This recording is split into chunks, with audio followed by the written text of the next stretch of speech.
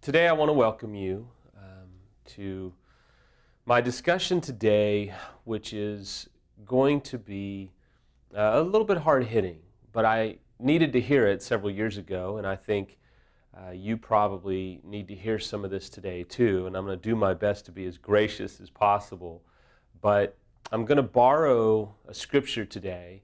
And for those of you that don't subscribe to faith and maybe don't come from that background, I hope you'll stay with us today because the principle is still the same. The mechanics of recovery are still the same, even though you may not believe in Scripture or believe in the Bible. I understand that. I still want you to feel safe here, and I hope you'll hang around to just grab hold of the principle that I really do think can save you a lot of pain and certainly save your spouse a lot of pain as well. If you do subscribe to faith, this is one of my favorite scriptures. It's something that kind of kicked me in the teeth years ago, and I hope you'll grab hold of it and utilize it. It's from the book of Joshua, and Joshua is speaking to the sons of Israel. And he says this in chapter 3. Today there shall be between you and it, meaning the Ark of the Covenant, a distance of about 2,000 cubits by measure. Do not come near it, that you may know the way by which you shall go, for you have not passed this way before. Then Joshua said to the people, consecrate yourselves, for tomorrow the Lord will do wonders among you. Now I want to quickly break this down and tell you that, as the scripture alludes to, many of you have probably not been this way before. I certainly didn't. Samantha hadn't gone this way before. When it all came out, we were just completely traumatized. Myself in my own way as the unfaithful, and Samantha in a completely different way as the betrayed. But we had not gone that way before. Some of you I know, unfortunately, are here and your spouse has relapsed. This may be the second time, this may be the third time. Unfortunately, it may have been several years of repeated behavior. And I want to tell you that doesn't minimize nor cancel out the principle that I'm going to share with you. And that is the fact that for where you're at right now, I just want to appeal to you. I just want to ask you to consider this step of consecration. And again, it's true if you subscribe to faith, it's true if you don't. But consecration really speaks to setting yourself apart for a purpose, setting yourself apart out of a commitment. It's the Hebrew connotation is removing anything out of your way, of your life that has the opportunity to contaminate you. And I'll tell you, there's a lot of things that in recovery can absolutely contaminate you, contaminate your process, and contaminate the attempt at restoration. To go a little deeper, it's the reality that, quite frankly, depending on where you're at in your marriage and in life, what worked for maybe the empty nest syndrome is not going to probably work for infidelity.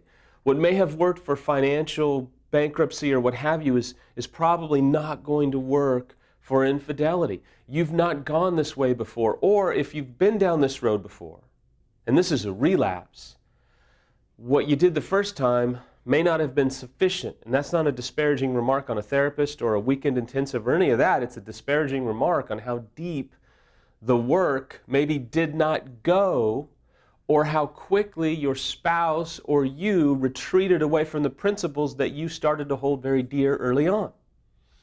But to go forward, you're going to have to remove out anything that's going to contaminate your process. You can't just lump recovery onto, your school, your master's, your PhD, your sales job, your traveling. I understand we all have to work. We all have to pay our bills. We've all got to go out there and do what we need to do to keep the lights on. I get it. But I appeal to you today to realize something, because I hear this a lot. In fact, I probably hear it almost every day, is that, we're busy and kids and life. I know. But if you want to do what the rest of the scripture says, which is experience the wonders that God will do for you. The scripture, consecrate yourselves, for tomorrow I will do wonders among you. I don't know when your tomorrow is. It's probably not today. I don't know.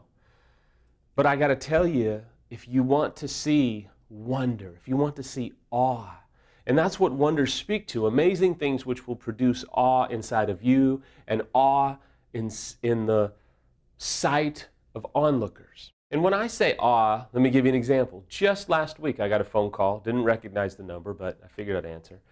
And it was an old friend that when everything came down and when my story was launched out there, he completely disappeared. And he was a good friend, good guy, really liked him, but he had relationships with people that were tied in and he just kind of disappeared.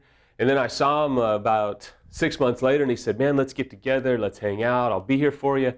No, was not there. And I didn't hold it against him, I really didn't. But he just called me and said, man, I've talked to one of my real good friends and he said, I've heard nothing but incredible things. I can't believe your marriage is so great. I've seen all your pictures on Facebook. I've seen how happy your family looks. I'm just amazed. And then he went on to apologize. And then he went on to go through this big, long, probably too long, repentant apology for leaving and just kind of pulling the ripcord. And I've had that conversation more times than I could count. And I don't say that to say, look at me, I am healed. No, I say that to say, man, we had to consecrate ourselves. And God did some amazing things and has done some amazing things. And Samantha and I enjoy a life that is not perfect. And it is not about us, but it is about the wonder that God did and is doing and will continue to do in our marriage. So I ask you heartfully, what area do you need consecration in? What do you need to take out? What is contaminating the process? Because you're going to have to remove what doesn't belong if you want to heal. I read this yesterday, and I'll end with this. It was a great quote that kind of struck me, and it was that a dead thing can go with the stream. Only a living thing can go against it. So I got to tell you, you probably need to go against the stream a little bit today, and I hope you will.